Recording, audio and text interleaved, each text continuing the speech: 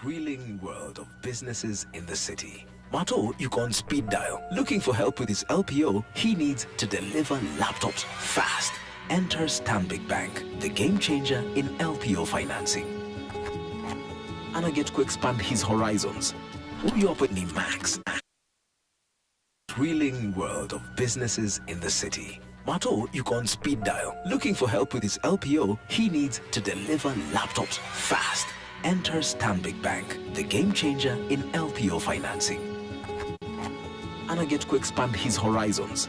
Who you open Max? Aki import builds. Lakini, you go in a tight fix, like his favorite pair of tight sweatpants. Working capital solution from Stanbic Bank in a come through.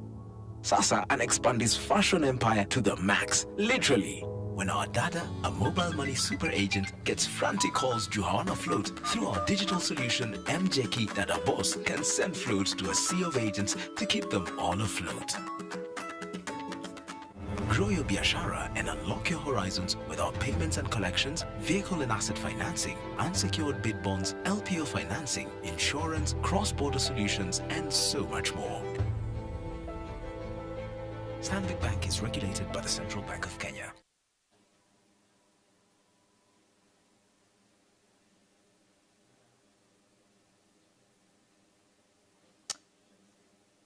Good morning, colleagues. Good morning, colleagues. Thank you for joining us this morning. A very cold Tuesday morning, but thank you for making the time. This is a special town hall that we are having today. I know we met about 2 weeks ago, so we're having a special town hall today. I'd just like to welcome everybody. I'm calling this the white table, and I've invited 2 gentlemen to sit here with me and really discuss something that is very topical, something that we have experienced both, through family, through friends, people calling us, and we're seeing it on social media as well. So really this is to appraise the entire bank on what we are doing around this. So thank you very much for joining us this morning.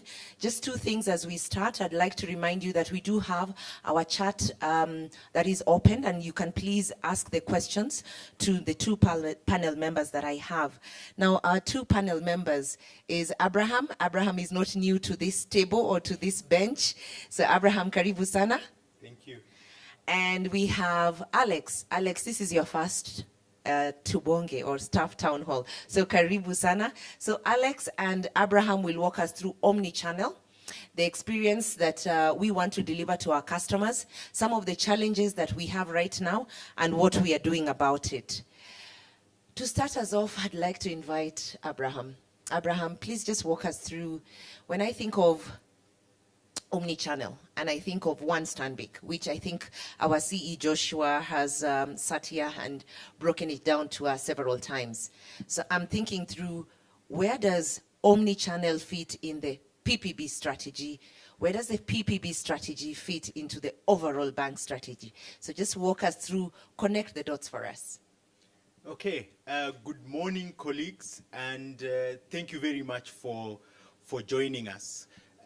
Just as a reminder, our 3-year strategy is called One Stanbic, and within this One Stanbic, we have various deliverables from all our business lines. Specifically for personal and private banking, we have 3 priority deliverables. The one deliverable is that we want to be a #1 private bank in Kenya.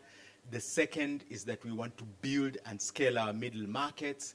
Then we want to be impactful in purpose-led digital lending for our mass market. Now, we've chosen a sequenced priority, and #1 private bank becomes one that we want to envisage in this short term. What that means is that from an outcome perspective is that we will have high standards in terms of our client experience, that we will deliver a respectable return on equity for our shareholders, which is cost of equity +6 above that, but we will also be dominant in the value pools of private banking within the Kenyan market. This requires us to have various capabilities, and I would just mention 3 priority ones. That will be a highly digitized personal and private banking. we will be highly relational. And this calls to you as our employees to be more relational, to know your customers more. And then we will personalize our experience with our customers. Now, omni-channel, and we normally call it omni-channel, out there is called the Stanbic mobile app. Omni-channel is the foundation journey of us being highly digitized. So Lillian, that's how it fits in. Thank you so much. There's something you've talked about in terms of digital being key, which brings me to Alex. And as a key enabling function for Abraham's space, I think what I would like to understand is, how does the bank's digital transformation journey trickle into the bank's growth, touching into Abraham's space and even the greater bank? So talk to us about the digital transformation journey. Good morning, colleagues, and thanks for joining us today. Thanks, Liam, for a wonderful question. I think for me, when I look at the world today, we live in a very interesting world. One where the growth of internet and mobile telephony is unprecedented. Actually, virtually everyone in this country has a phone at hand. And I think gone are the days when people used to visit a branch or for brick and mortar to be able to transact. I think right now, digital is the way to go. The mobile phone is the way to go. Customers require more convenience in terms of where they want to be able to transact from where they are. They want to feel it, they want to be secure, and they also want everything delivered at their convenience. So for me, when I look at it, and even the ability to be able to scale, if you want to be able to scale and if you want to be able to provide cost-effective services, digital is the way to go. So I think for me, it fits quite well in the strategy of the bank in terms of being the private bank and growing our footprint in that space. And for me, I think this comes in just as a rail to be able to support the business strategy. And then, of course, technology, gone are the days when technology just used to be viewed as a support function. I think for us, where we sit now, is we look at technology as being part of business. In fact, there are a number of organizations out there that purely run their business based on technology. In fact, there's no one you'll ever meet. You go online, you're able to transact, look at social media and how it's transforming this country. Sure. And I think that's where we want to be. Thank you. Thank you, Alex. Abraham, I really do like the fact that you said omni-channel is Stanbic Mobile. I think we've had conversations where we are saying, I think we've made the assumption that everybody understands what is omni-channel. But Abraham, this is the second time. This is the second time we're going to market. March 2022, we went to market, didn't quite land it, went back to fix. June 2024, we've now gone back to the market.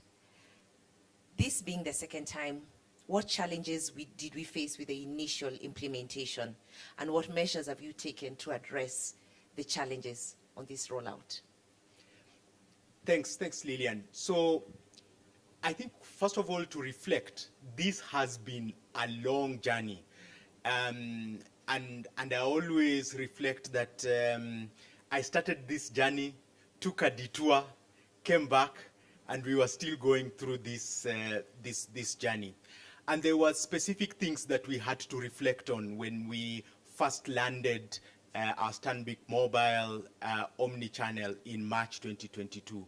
One is that our platform needed an upgrade. And that's why we said, step back and let's upgrade the system. Secondly, we did need to enhance security, because one of the things that we want to deliver for our customers is that our customers have to feel secure when they transact with us. And then third, we had to reflect on the functionality of the system to make sure that our customers are not disadvantaged by migrating into the omni-channel app. So those three things are the things that we reflected on when we thought about, let's take a step back in March 2022, fix these three things, and then go back to market. I would like to thank each and everyone who participated in this journey. We surely got some of these things right, hence why we are back to the market in June 2024. In other words, what you're telling us is that omni-channel contributes, we envision that omni-channel will contribute to the bank and PPB's strategic goals. How does it just weave in there again? Yeah, so remember how we then deliver PPB strategic goals. And our PPB strategic goals, as a reminder: number one, private bank; builder, middle markets, purpose-led digital lending would rely on the foundation of omni-channel. And if you think about it, omni-channel would be a key distribution platform for what we want to do with our customers. So at the moment, we are enabling our customers do their banking using the Stanbic mobile app. We want omni-channel to be a key distribution for investments. We want omni-channel to be a key distribution for insurance. We want omni-channel to be a key distribution for securities purchase and also offshore banking. So omni-channel lays the foundation for what we want to do to become a number one private bank. Underlying it, we would also want to use omni-channel for our purpose-led digital lending. Sounds like it's going to be like a one-stop shop. Is that correct? One-stop shop. One-stop shop, great. Colleagues, let me just remind you that we do have our chat lines open. But as I shift gears to Alex, you have a number of signature projects that you're handling this year, and Omni was one of them, or is one of them, and you're still at it. From a technical perspective, Omni did prove some challenges. So from a technical view, what are the challenges that you faced during this implementation of this new app, and how are they addressed technically?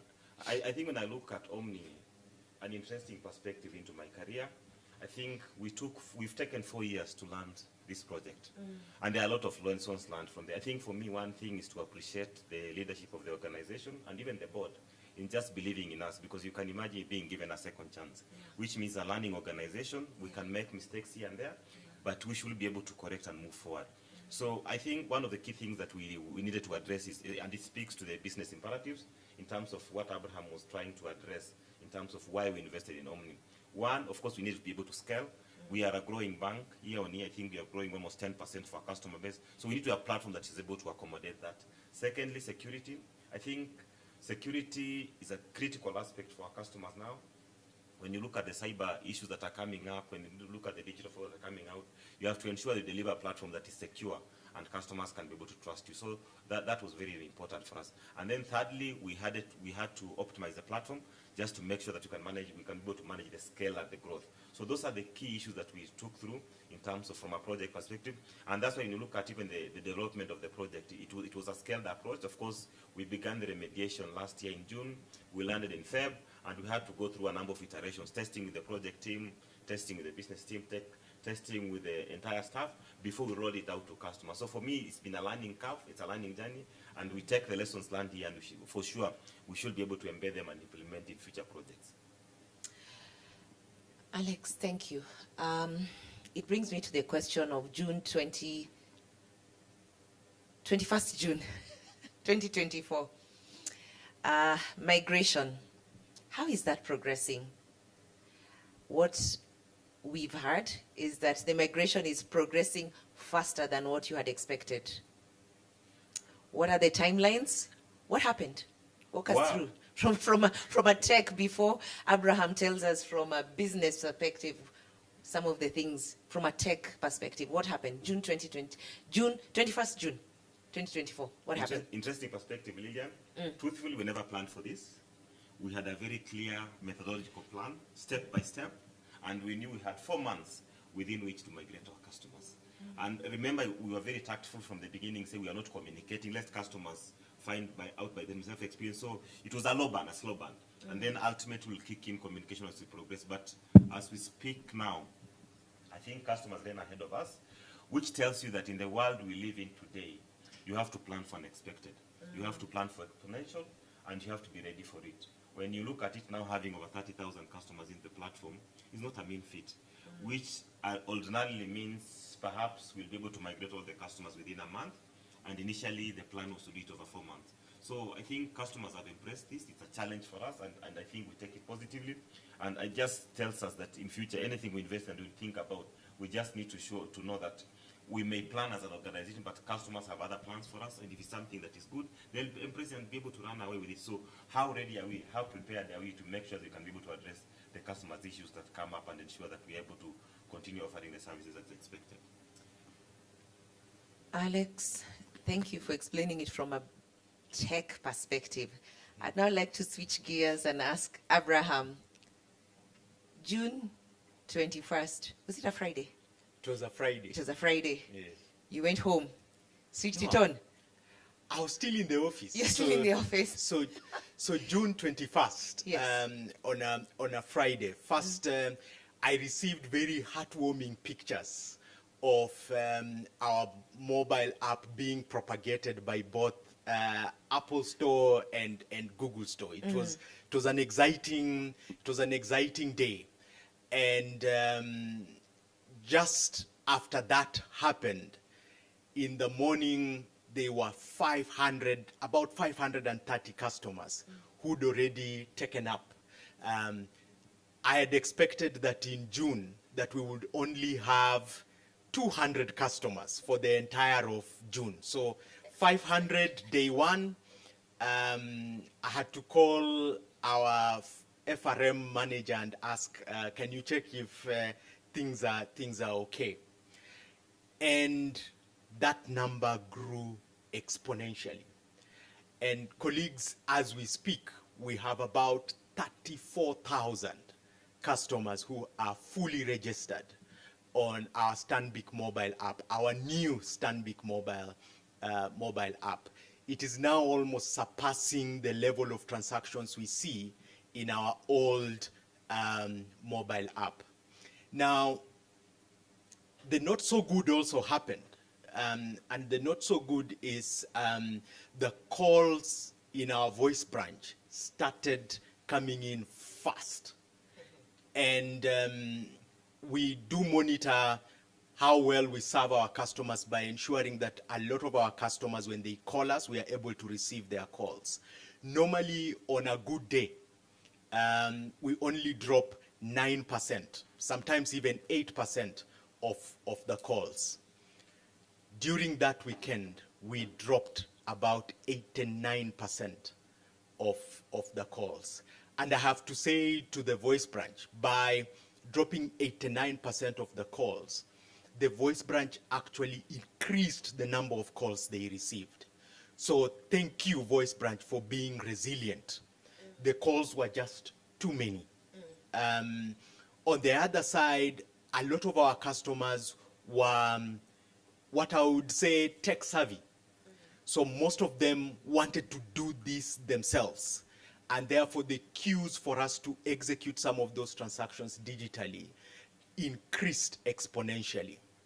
Now, these calls, together with some visits in the branches, just created a lot of work for our teams in the branches and in the voice branch.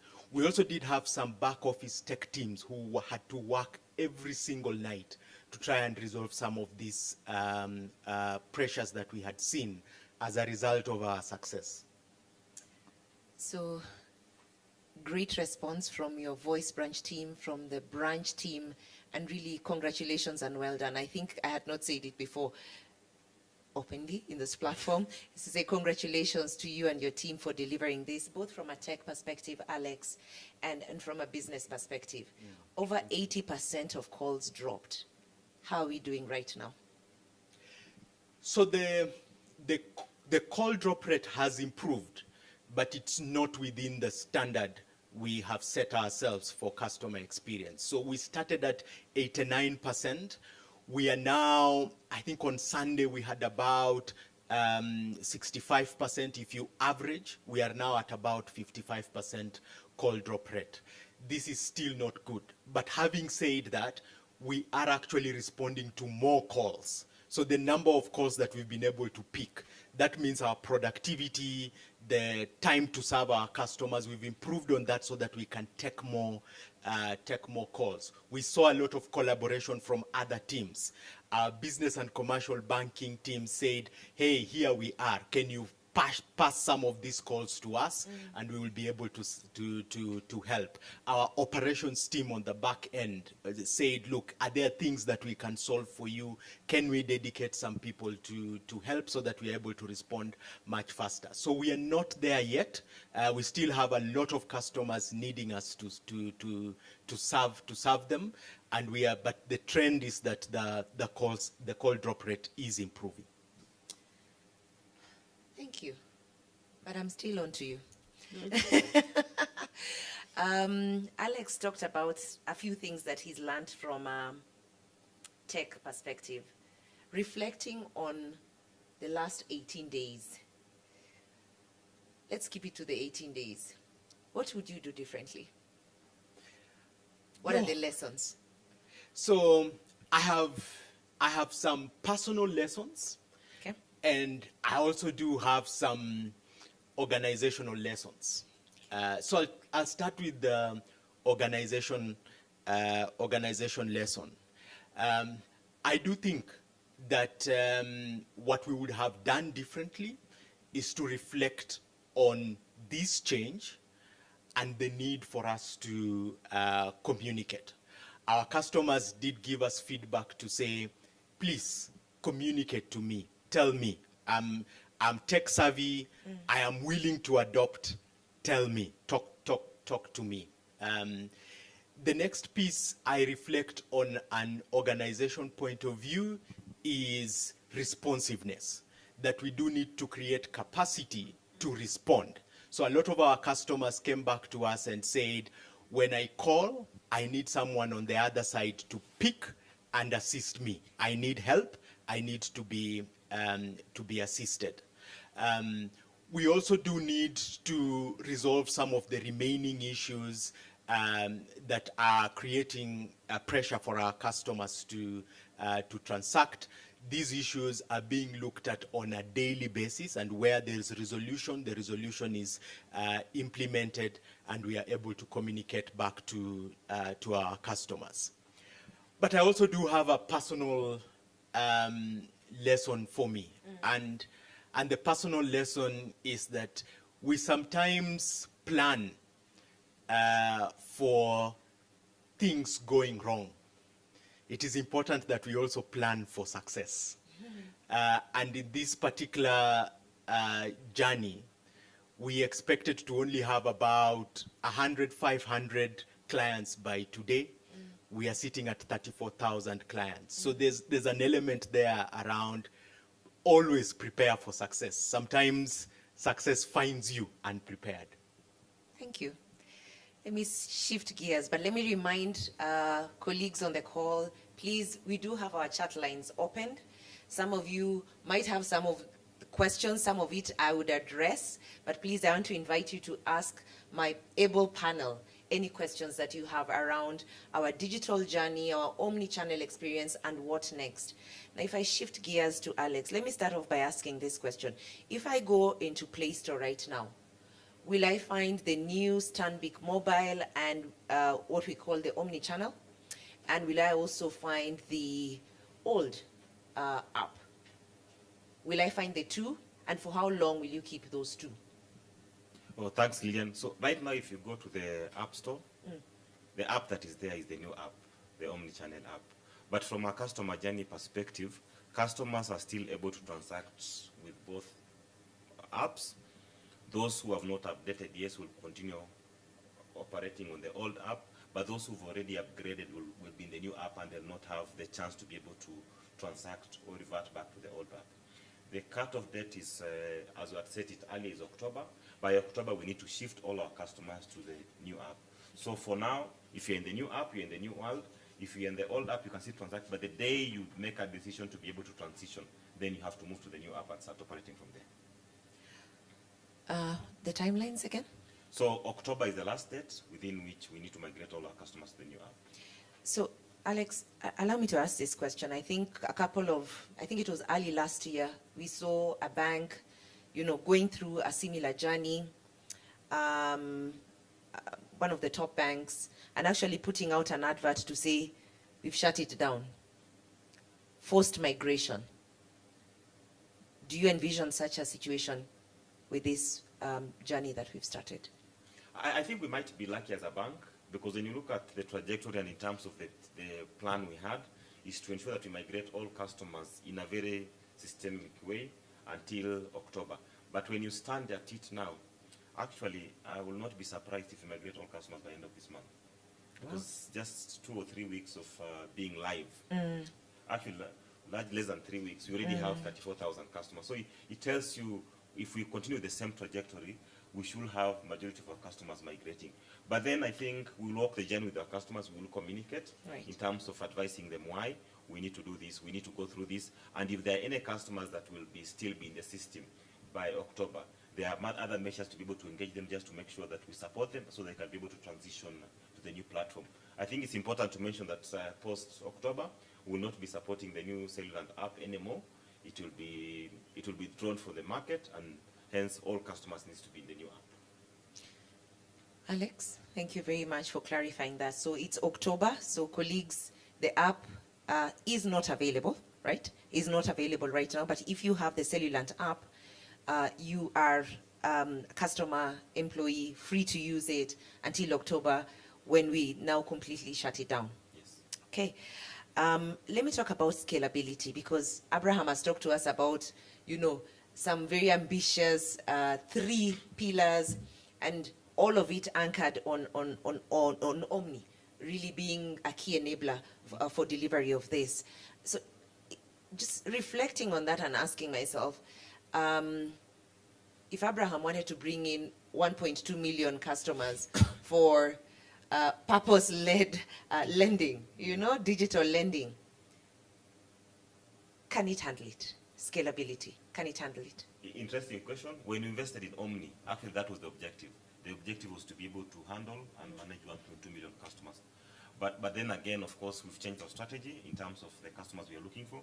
But the platform we have, and the reason why we invested in this platform, is so that we can be able to scale and be able to support the business in the growth objective. And I think it's also important to mention that other than just the ability to scale, when I look at this system or application, it's able to provide more services to our customers. We're able to ingest new capabilities, new application, the support for insurance, which is spoken about, new products and services. So it will give us a guardrail within which you can be able to develop and be able to transition and grow our customer base from there. Thank you, Alex. Back to Abraham. He's assured us that from a scalability, they're ready. They're ready for 1.2 million customers. But if I come back to you and just reflecting on this project and asking, have we achieved the key milestones that we had set out for this particular project? Where we are today, is this where we envisioned to be, even from our capabilities and of what the platform can do? What next? Yeah. So yeah, if I kind of reflect back, the reason why we took a step back was to solve three issues really. One was the issue around upgrade, having a platform that's resilient enough for the scale we want to achieve. So that has been done. We did upgrade the platform in February 2024. The next was to enhance security for our customers.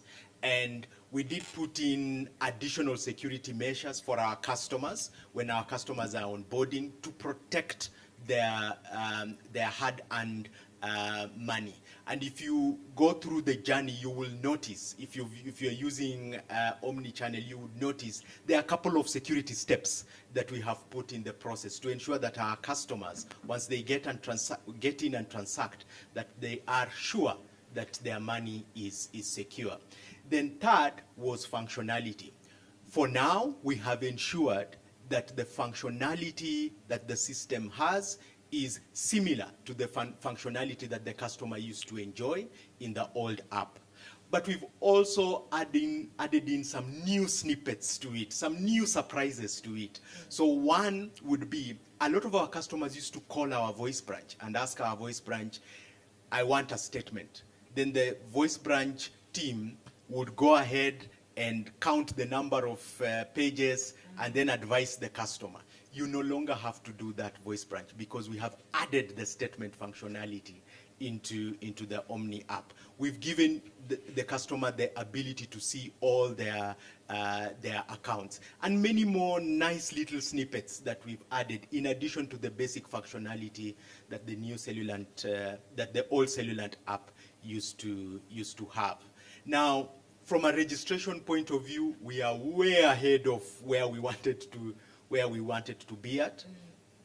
But we are now starting a journey of saying, after we've achieved full stability, which is the one thing we would want to achieve in the shortest time and reduce the registration pain for our customers. So we want to achieve full stability in quite a short period of time so that we can now start scaling with new functionality.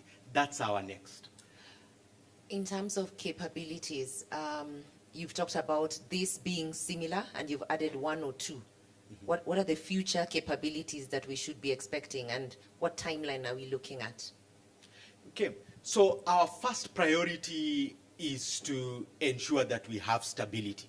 In terms of timeline, we see that we had planned for that to be October. We've just said this. When you plan, you also plan for success. So as Alex did say, is that we might achieve that much earlier. We've lined up various collaborations with our various business lines. So one is our SBG Securities, who are looking to put in some capability around enabling customers invest and buy equities. That is one of the things that's on the pipeline. We are looking at asset management capabilities. We will be launching that quite soon, and then we will be delivering that through Omni as next. We are looking at various digital lending capabilities, enhancing our journey for asset financing. We are going to go live very soon. Again, that we will put in as a pipeline. If I give you kind of a timeline for this, you probably would see once we've achieved full capability, once we've achieved full stability, you'll probably see almost a 3-month new launch period. So there will be something exciting every 3 months. Every 3 months, you'll start seeing exciting things into the Stanbic mobile You're app. going to keep Alex very busy, clearly. All right, now we do have questions. Colleagues, thank you for sending the questions in, and please continue sending them through. So I have a couple of questions. Let me start with the first one. I think this is to you, possibly to the two of you. The first question is, should all staff be trained on how to respond to queries regarding Omni? What is the training plan or the communication plan around that? Maybe Abraham?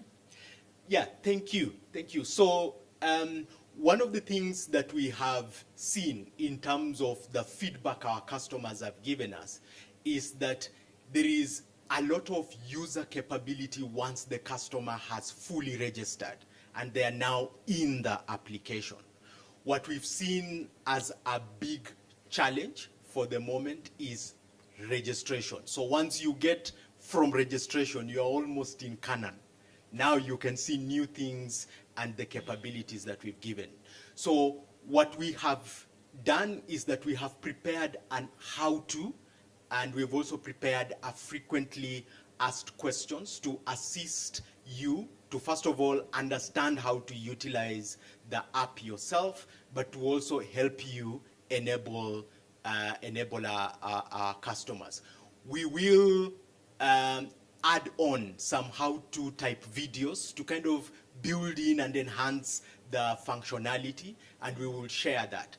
A lot of our customers tell us, give us the data and we will navigate ourselves. So we will make that available to our staff.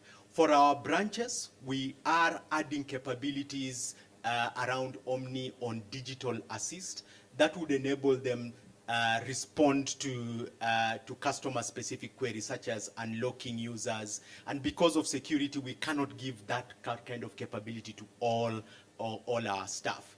But in terms of you understanding Omni and the Stanbic mobile app, we will create frequently asked questions, we will create videos, we will create how-to slides for you to be able to navigate on Omni. Sorry, just to clarify, where do I get the how-to? right now? Where do I get, you've talked about a how-to that has already been developed. Where do I get it? The how-to should also be on our social media channels. We did send an how-to on the first day of launch. I think that was on the Monday after, on the Monday after the 20th. We did send a how-to. We will be happy to circulate that through any of the channels for anyone who would like to review that. All right. Couple more questions. So let me see how quickly we can take this. What are we doing to cater for clients who are in diaspora who are able to access mobile banking app through their foreign numbers? I don't know whether you'll handle that or Alex will handle that. Okay. How do we handle diaspora customers who are able to access mobile banking app through their foreign numbers? Okay. You want to handle that? Okay. So interestingly enough, we had our diaspora team in the US at the time when we were launching the Stanbic mobile app, and one of the feedback that our customers did say to us at the time is that they were waiting for the OTP passwords for them to be able to register. So they were able to register, but the OTP password that enabled them to verify was a bit of a problem. We've now resolved that. So a lot of our customers who are in the diaspora are now able to log on. For the customers who are using foreign numbers, we would have to go through a much more specific process of inviting. We've tested that when we were on test. We would have to go through a process of inviting them into the app, and they would be able to upgrade. The good thing for those customers is that they can still continue using the Cellulant app. Okay. Couple more questions. Let me start with this one. With a high call drop rate due to the new app, isn't it imperative to quickly get more voice branch officers as soon as possible? Certainly. And part of the learnings we got is, one was communication, the second one was responsiveness. Okay. And within this period, we do need to add more capability within the voice branch. With the assistance of the people and culture team, we are in the process of increasing the headcount and capabilities within voice branch.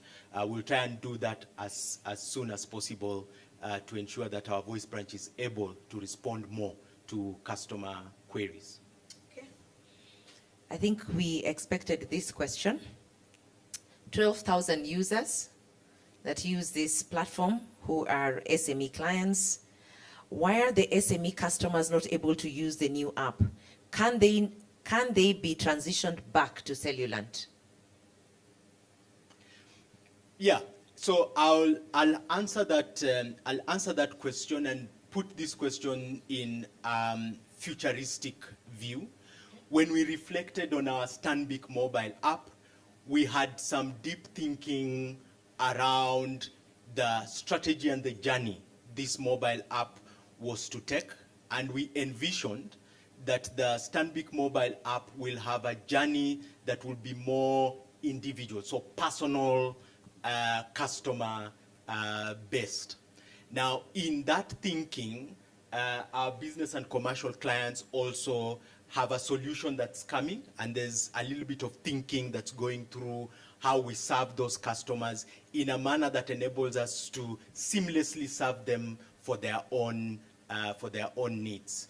To that extent, the Stanbic mobile app was designed to allow registration for people who identify themselves using ID and not identifying themselves using business registration numbers.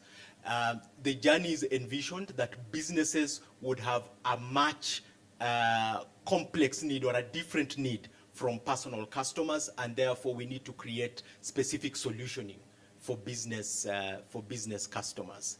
Now, the question around, can they be taken back to to the Cellulant app. We do want to explore various options for the customers. One, the option around continuing to use our USSD channel, which has similar and exact capabilities as the Cellulant app. Second, onboarding these customers into our internet banking channel, which again has similar and in some cases much better capabilities for business customers. We would want to see a transition back to Cellulant almost as a last resort, mainly because it would be short term. So it would be a transition that only works between August and October. Remember, as Alex did say, in October, the Cellulant app will be decommissioned. So we would want to see that as a last resort. But in the future, we would have a specific journey that solely fits into our business and commercial banking clients. That build and the thinking around that is ongoing. Thank you. I still have about 7 more minutes before we end the show today. So let me just ask, this is a comment, it's not a question. But I think it's a comment that as the committee that was managing this, you really had to balance. So the comment is from Musha and it says, Abraham, it was a tricky balance that we walked on the need to protect our customers from fraudsters versus sending out communications.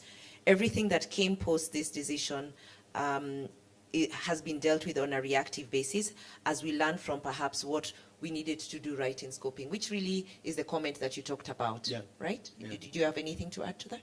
Yeah, and I think the message also to our colleagues is also to reflect that as an organization, as any banking organization is in the business of trust. And when trust is put into question, your credibility as an organization starts waning. And we had to balance that. We had to balance that in moments where you are doing significant migration. You also do have people who do not necessarily want success in this process. You also find people who want to take advantage to that. And we had to balance the two. I do want to really thank the teams, specifically the Voice Branch team. I do want to thank our branches. I do want to thank the operations team. I also want to thank the technology team. Sometimes they are the people sitting behind working overnight to kind of deal with some of these issues. But all these teams, I want to say thank you, because the ability to react and ability to actually think positively and be resilient. Some of the Voice Branch teams had to work full hours on Sunday to ensure that our customers are able to transact. But we've also responded quite quickly. When we started on that Saturday, we had about 12 issues that we needed to resolve. We've resolved about 8 of them in the short period of time. We still have 4 issues that are impacting our customers that do need resolution. Those are the ones that we are focusing on in the short term. The confidence I see is that very few of these issues is ability to transact once you've registered. A lot of these issues have to deal with help me register. After that, the customers keep quiet. Okay. I think I'll direct this question to Alex. Alex, can someone deregister an account from Omni, e.g. their savings account, especially because the balances are too bold and visible from afar? The issue of balances being visible has been something that we received quite a bit of feedback on. So your question is, can someone deregister an account from Omni, e.g. their savings account? Of course you can. The only reason why, and it's important that from a journey perspective, it was important to display that balance for customers, and I think it's lessons learned in terms of the research that is done. Okay. Look at what other providers do in the market. But I hear you, I think from a security perspective, some customers may want, because of the nature and the value of their balance, might not want to display it. So it's something that can be worked on in terms of you can decide which account to link and which accounts not to link. Okay. If I may add to that, Omni actually has the ability for you to hide those accounts, so you can You need to easily play with it a little bit. hide all those accounts, just in case someone is snooping. Okay. Two more questions. We still have a bit more time, so let me ask this. Alex, back to you. Cybersecurity is very important for online channels. What are the inbuilt security features in this channel that will give our customers and give us comfort in transactional security? So I think for us, cyber as an organization, it's a very important aspect in terms of what we invest in. And there are a number of measures that the company has put in just to make sure that our customers are safe. Of course, one is to be able to ensure that the platform is robust, no one is able to come through. The other thing is to be able to, I think last year you experienced, I think within the country, a number of organizations, even the government, being attacked by denial of service attacks. That is something that we've invested just to make sure that we are protected. And even when you look at the capability and the way this application was built and mined, security was a key measure in terms of what was being put. And I think also one of the things that even delayed our launch from February to date was just enabling the secure capability that our customers, so from an authentication perspective. So for me, where I sit, I think we are comfortable from a cybersecurity perspective. What is important for us and what we need to watch out for is fraud, because especially the aspect of social engineering, where some fraudsters can be able to take advantage of our customers. So that's an area that we need a lot of education. But I think we can sit pretty and say that the platform is secure and is able to serve the needs of our customers. Okay. We still have time for two more questions. This is to Alex. I'll make it simple. You know the way at times you use apps and then it tells you to rate this, how if you enjoyed using this. So this question sounds simple, but it's actually quite a good question. It says, can or will we do a survey with the clients to onboard, assess their experience on the new app, and to pick on areas of improvement from the users? So can we do a survey? Does it have that functionality of rate this app? Okay, that's a brilliant suggestion that we need to be able to take on board and be able to provide to our customers, because you are right. Yeah. Because currently, I think in the digital era, there's always that aspect of, There's terms of allowing always that, customers to be able to yeah. provide feedback, and it's something that we need to be able to learn and incorporate. So it's a very good suggestion to take on board. Okay, so it's a suggestion that you're taking. I think this is, I'm not sure who will take this question, but it's also a suggestion. It says it's still in the early stages, so is it possible for us to add a pay bill and a buy goods feature in the app? So yeah, we actually used to have this pay bill buy goods feature long time ago. We had to consider this, this functionality in the context of the cost to deliver, and making sure that we provide value for money for our customers. The build of it would require collaboration with some of our telco providers to also just ensure that we provide this in a manner that is affordable to our customers. So it's feedback we are going to explore, but we have to do it in a manner that it's value for money for our customers. At the moment, the current structure did not envision better value for money for our customers, but it's something we will continue to revisit with our various partners. So one last question for you and one for you, for Abraham. In the last town hall, Abraham, you said they would try and maintain registered entity clients on the previous app. Gikomba has a large number and having difficult conversation with the customers when requesting them to use USSD instead of the app they've had and are used to enjoying. What is the way around this, as Alex has hinted on closure of migration come September? Okay, so just to also give some lay of the land, is that the Cellulant, the old mobile app, is still available for use. The challenge we've had is that a lot of our customers have put in functionality in their mobile banking app to auto-update the app. So whenever they receive an update of an app, they then auto-update. So for those customers who do not have that auto update functionality, they will not even notice that we have a new app. They will continue using the Cellulant app. It is important that we also reflect on our ability to continue to be relevant to our business customers. And that's why it is important that we distinguish the journey of a business customer from the journey of an individual customer. So for customers in Gikomba who are operating like individuals, they'll still be able to use the omni-channel should they choose to. For customers who are operating as businesses, we do need to recognize them as businesses. Partly also is to ensure that the right level of security, the right level of functionality, such as dual approvals, that those are capabilities available for businesses rather than capabilities available for individuals. Now, if the customer is not happy with the USSD, we also do have internet banking which they can explore. Okay, the last question to Alex. I think this is a question to you as a technology leader. It says, Alex, how are you as a technology leader prepared to support the growing complexity and increased pace needed to meet the market in the face of rapid changes in the technology front?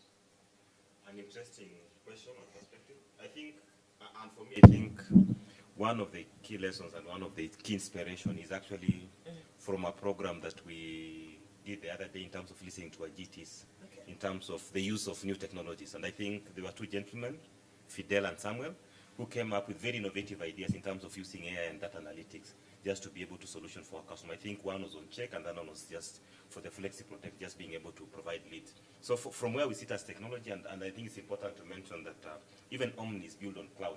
And the main reason for that is for us to be able to scale and security. So as technology, we are embracing different technologies, be it cloud, be it big data, be it AI, and also robotics and automation, just to be able to make work easier and be able to support the business. So, and of course, there are various ways we have embedded just to ensure that our employees are ready for that. So there are a lot of trainings that we do. There's a lot of benchmark with the rest of the group just to ensure that we have the right skills and the right sense. And for me, I think the pride that I get is just looking at our GTs being able to apply themselves and using these technologies to solution for the bank. Thank you, Alex. Very exciting. Lots of questions, but we have to close this session. Oh. Yeah, we have to close this session. So a lot of interest as well. Let me get your closing remarks, Alex. Interesting journey for us. Success has knocked on our door. Let's embrace it, colleagues, and make this a reality for us. Thanks a lot, and thanks. I think I see over 600 employees have joined the session. I think 66 or something like that. Yeah. Very impressive, good turnout. Yeah. Let's take the lessons. I think Abraham has alluded to some materials being available for us to be able to learn. Yeah. Let's test the functionality. Let's leave Omni so that we can be able to support our customers better. And I think we are the biggest ambassador. We are the ones to talk about this new product and new features so that we can be able to support our customers better and be able to show up in the market space. Sure. Thanks a lot. Thank you. Abraham, Yeah. closing remarks. Colleagues, thank you very much. Thank you very much for being resilient in the last 2 weeks. We are at a critical phase of transforming the way our clients experience us, and this Stanbic mobile app journey is one of the critical foundations. There are many more changes that are going to come this year, but this is an important start of this journey. Again, thank you to the Voice Branch team. Thank you to the branches. Thank you to the operations team. Thank you to the technology team for the resilience you have shown in this phase. We have about 155,000 clients who do need to migrate. We've done 34,000. So there is a huge journey ahead of us. I would ask, log it in. Whenever there is a customer issue, please log it in. You do recall the chief executive's message around a customer experience issue, we need to log it in. So log it in so that we are able to respond as quickly as possible, find any thematic issues and start solving for our customers to improve the experience that our customers will have on our Stanbic mobile app. Thank you. Thank you for attending this session. Thank you to my panel members. Really, it's been quite an engaging session, and I think the last 18 days have proved that we are a resilient team. I just really want to echo what Abraham has said. Really, congratulations, Alex. This is a very a big signature project for you to deliver this year. So well done to you and your team, Irene, Tutu, and Edward, and everybody else who have been involved in this. And I was involved in it at some point. So really, congratulations to you and your team. To Abraham and your team, showing resilience, being surprised with success, good lesson there, and really just being resilient in terms of how we respond to our customers. Thank you very much and really well done. And as you, soldier on in the next 3 months, trying to get the over 150 more who need to register, we really are going to be there to support you as a team, as a Stanbic family. Colleagues, thank you very much for joining the call today. It's been quite an engaging session, omni-channel, always on, always secure, convenient, power in your hands. So let's go out there and sell omni-channel. Thank you very much and have a good day. Santeni sana. Thank you. Thank you. The thrilling world of businesses in the city. Mato, you on speed dial. Looking for help with his LPO, he needs to deliver laptops fast. Enter Stanbic Bank, the game changer in LPO financing. And I get to expand his horizons. Huyo hapo ni Max, aki-import bills, lakini yuko in a tight fix, like his favorite pair of tight sweatpants. Working capital solution from Stanbic Bank in a come through. Sasa and expand his fashion empire to the max, literally. When our dada, a mobile money super agent, gets frantic calls to Johanna Float through our digital solution, MJK, Dada Boss can send floats to a sea of agents to keep them all afloat. Grow your biashara and unlock your horizons with our payments and collections, vehicle and asset financing, unsecured bid bonds, LPO financing, insurance, cross-border solutions, and so much more. Stanbic Bank is regulated by the Central Bank.